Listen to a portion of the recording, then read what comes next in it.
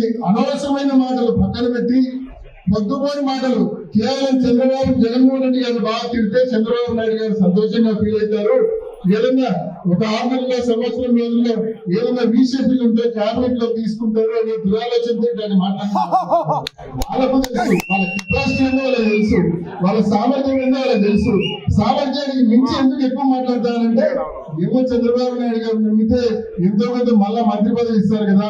అప్పట్లో వైసీపీ నుంచి టీడీపీలోకి పోయి మంత్రి పదవి కొట్టాం, ఇప్పుడు ఏదైనా మంత్రి పదవి కొట్టొచ్చేమో అని చెప్పి ఒక గుడ్డి లెక్క అతనికి.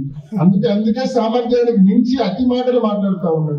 ఇటువంటి మాటలు కూటమి నాయకులు పక్కన పెట్టి ప్రజలకు పనికొచ్చే పనులు ఏమైనా చేయండి. పెండింగ్ లో ఉన్న అభివృద్ధి కార్యక్రమాలను ముందుకు తీసుకెళ్ళండి. అభివృద్ధి కార్యక్రమాలు ముఖ్యంగా రైతులకు సంబంధించి ఇన్పుట్ సబ్సిడీలు రాలా, ఇన్సూరెన్స్ రాలా, అరటి రైతులకు సంబంధించి ఆ కోల్డ్ స్టోరేజ్ వినియోగంలో దాండి, మున్సిపాలిటీకి సంబంధించిన వాటర్ బిల్ పనులు మొత్తం మేము పూర్తి చేస్తాం. కేవలం కనెక్షన్ ఇచ్చే కార్యక్రమం మున్సిపాలిటీకి చేయండి.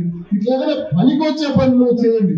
అంతే తప్ప అతి మాటలు పక్కన పెట్టి పనికొచ్చే పనులు చేయమని చెప్పి కూటమి నాయకులకు ఇటు పడుతూ మరొకసారి మెడికల్ కాలేజీ ప్రైవేటీకరణను వ్యతిరేకిస్తూ ఖచ్చితంగా ఇవాళ మనం ఈ కార్యక్రమం చేస్తా ఉన్నాం.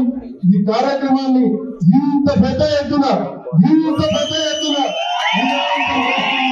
మా అందరికీ కూడా పేరు పేరున మనస్ఫూర్తిగా ధన్యవాదాలు తెలియజేసుకుంటూ రాబోయే రోజుల్లో మెడికల్ కాలేజీల ప్రైవేటీకరణకు వ్యతిరేకంగా పార్టీ ఏ పిలిపించినా, జగన్మోహన్ రెడ్డి గారు ఏ పిలిపించినా ఖచ్చితంగా ప్రైవేటీకరణ ఆపే దిశగా మనమందరం కృషి చేద్దామని చెప్పి పేరు పేరున మీ అందరికీ మనవి చేసుకుంటూ ముగిస్తున్నా. జై జగన్. జై వైఎస్ఆర్.